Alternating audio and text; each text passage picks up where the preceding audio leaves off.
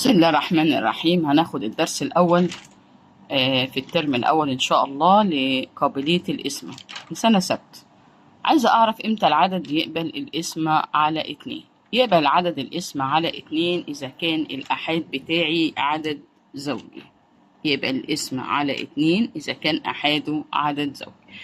12 ماشي تقبل لأن أولها زوجي. 15 أولها الأحاد بتاعها 5 ما تقبلش. طب وال14 الأربعة زوجي. طب تعالوا مع بعض ناخد الأعداد الزوجية. الأعداد الزوجية يا ولاد اللي هي الصفر والاتنين والأربعة والستة والتمانية. لو لقيت الأرقام دي يبقى العدد بتاعي يقبل القسمة على الاتنين. طب يا ميس هاتي أرقام. عندك 14 الأحاد 4. عندك 236 الأحاد 6 يقبل.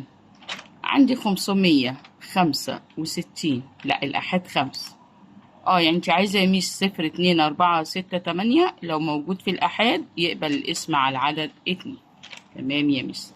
طب ايه هي الأعداد الفردية؟ أعداد الفردية يا ولاد اللي بتبتدي بالواحد 3 5 7 9 11 وهكذا. مجموعات غير منتهية. مجموعات غير منتهية. طب يا حبيبي أنا عايزة أعرف معنى قابلية الاسم. إن العدد بيقبل الاسم على عدد تاني غير الصفر وتكون القسمة بتاعتي الباقي بتاعها صفر. إزاي يعني يا مس؟ يعني إحنا لو عندنا 14 على 2 يدينا كام؟ 7. السبعة دي في باقي عندي؟ لا يا ميس مفيش باقي. الباقي إيه؟ صفر. دي كده قابلية القسمة بتاعتي. إن ال 14 بتقبل على الاتنين ادتني إيه؟ 7. طب لو أنا عندي 9 على الاتنين هات عدد يتضرب في الاتنين يديك قريب من التسعة. التمانية ضربتها في كام؟ في 4. طب ما أنا عندي باقي يا ولاد. عندي باقي 2 في 4 ب8 من 9 يتبقى لك باقي كام؟ 1. كده أنا أقول التسعة لا تقبل القسمة على الاتنين. نركز تاني يا جميل. يلا تاني. طيب نحدد قابلية القسمة. يقبل يا ميس 32 على 8.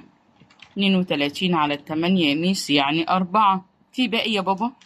يبقى الباقي هنا ايه؟ صفر. يبقى ده قابلية اسمه. 20 على 6. ركز تاني. 20 على 6. 20 على 6 يعني عايزة عدد يتضرب في 3 يكون قريب من 20. نزل من 20 واحد 19. نزل من 20 واحد 18. في 3 في 6. 3 في 6 18. 19 20 يعني يتبقى ايه؟ الباقي 2. في الحالة دي أقول إن 20 لا تقبل القسمة على مين؟ على 6. ركز يلا تاني في اللي جاي. قابلية القسمة على عدد 2 قلنا لو الأحاد في 0 و2 و4 و6 و8 لقيناهم في الأحاد تمام. عندي 816 الأحاد 6 يقبل. 74 الأحد 4 يقبل.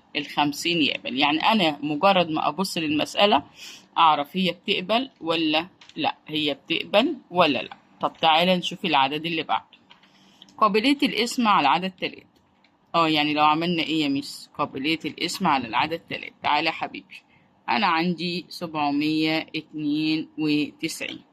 عايزة أعرف العدد ده يقبل على 3 ولا لا. مش تحلها، أنا بسألك قابلية القسمة. فأنا هجمع 7 زائد 9 زائد 2. 7 و9 كام يا جميل؟ أيوه 16 و2 يديك 18. طب 18 دي بتقبل على 3؟ يا ميس تقبل على 3. يبقى أنا هقول عندي بيقبل العدد القسم على 3 إذا كان مجموع أرقامه اجمع الأرقام بتاعته. لو نفع يتقسموا على 3 يبقى هو العدد ده ماله يا ولاد؟ بيقبل القسمة على 3.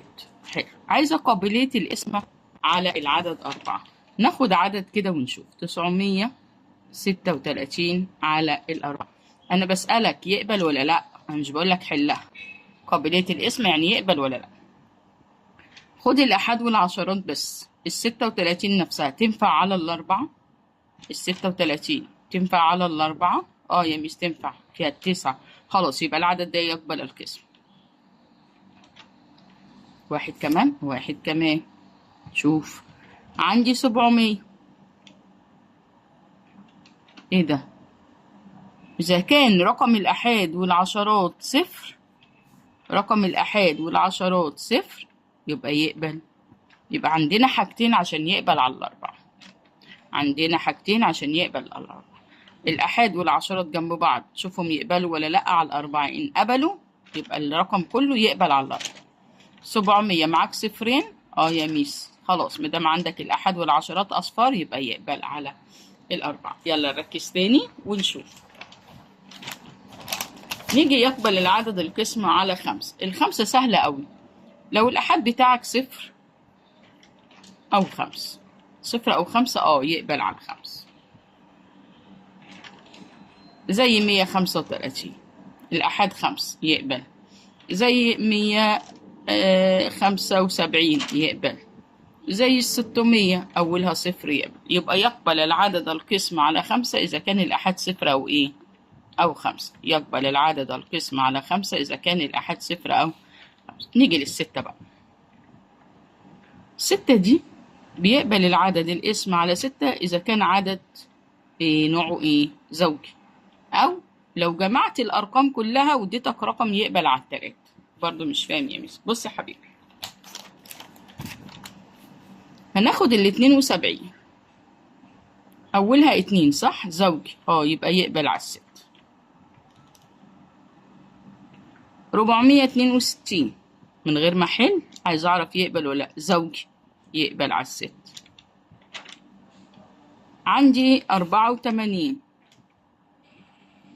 يقبل على الستة. أولي زوج يقبل. طب في طريقة تانية ميس؟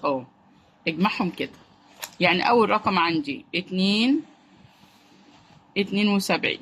اجمع 7 زائد 2 يديك كام؟ 9. طب والتسعة تقبل على الستة؟ لأ، في الحالة دي هنشوفها تقبل على التلاتة. ماشي كده. يبقى مجموع أرقامه يقبل الاسم على عدد تلاتة. يقبل الاسم على عدد تلاتة. يبقى احنا عندنا دلوقتي لما اشوف العدد يقبل الاسم على الستة، ماله يا ميس؟ اذا كان الآحاد زوجي، ودي اسهل لك. طب نجمع العدد 462، يعني 4 زائد 6 زائد 2، 4 و6 10 و2 12. ال 12 دي مش على الستة بقى، لا على التلاتة. لو قبلت على التلاتة يبقى العدد كله يقبل على مين؟ على الست. ده كان كده بعض الأعداد اللي نشوف قابلية الاسم ده. نركز كده يا ولاد تاني ونشوف. نركز تاني ونشوف. أحلى ما في الحوار كله والأرقام كلها العشر. يقبل على 10 إذا كان الآحاد بتاعه صفر. إذا كان الآحاد صفر، يعني أي عدد أوله صفر يقبل على 10. أي عدد أوله صفر يقبل على 10. يلا 50 على 10، 60 على 10. أحدك صفر. تاني يا ولاد تاني. يلا نحل التدريب اللي نحل عليه ونشوف. عندنا 225 316 1200 111 824.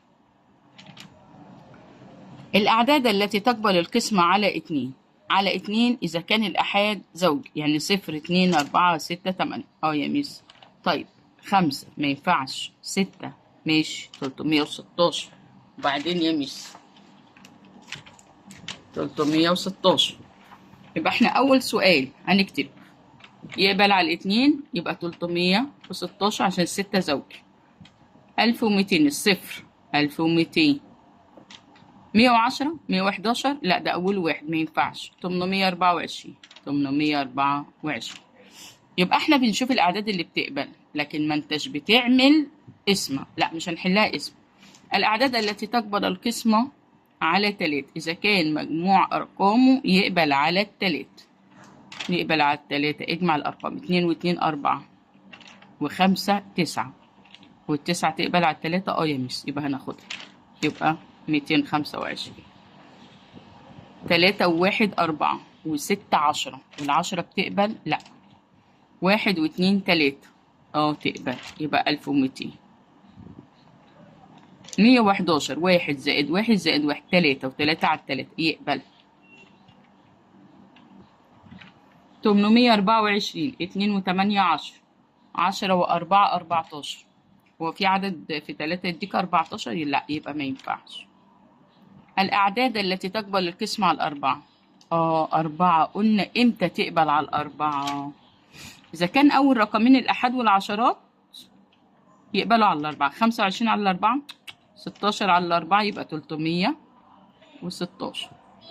1 و2 3 ما يقبلش على لا 12 يا ميس، واللي الصفرين موجودين يقبلوا، يبقى 1200.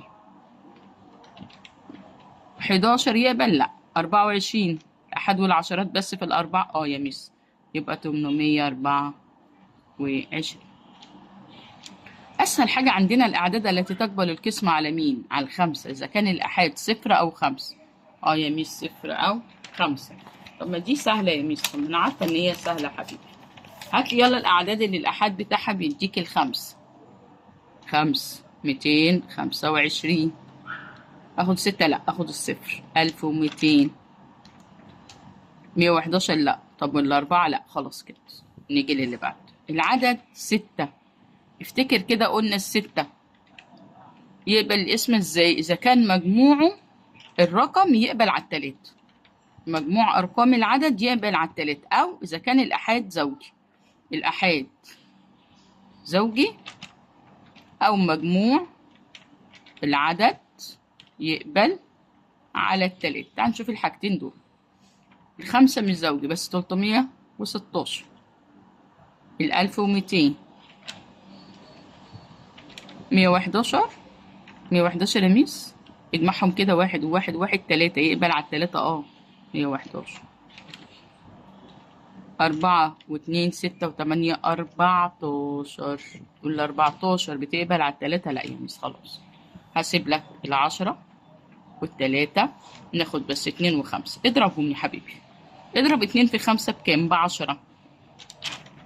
2 في 5 ب10. هات بقى الأعداد اللي تقبل على 10. اللي تقبل على 10 مين يا حبيبي؟ اللي أوله 0 زي 1200 بس يا مس. ما اجيبش الاتنين لوحدها والخمسة لوحدها. قال لك معا 3 و5 كام؟ 15. اضربهم مع بعض. يعني انت عايز العدد اللي يقبل على ال15. شوف انت ورد عليه. ماشي يا جميل ماما. العدد اللي بيقبل على ال15 اللي أوله إيه؟ وشوف. يلا ركز في اختار المواقف. اختار المواقف. مع معلم 25 قلم، فهل يمكنه توزيعه على الخمسة؟ خلي بالك الخمسة العدد اللي يقبل عليه يكون أوله 5. ده ينفع، هقول عليه ماشي. موقف. تنظم مدرسة رحلة إلى إحدى الحدائق، وكان عدد التلاميذ المشتركين 82. على مين؟ على التلاتة. علشان العدد يقبل الاسم على التلاتة اجمعهم. 2 و8 10. طب وهي ال10 بتقبل الاسم على التلاتة؟ لا، مش هينفع، ما يعتبرش موقف قابلية اسمها. 180.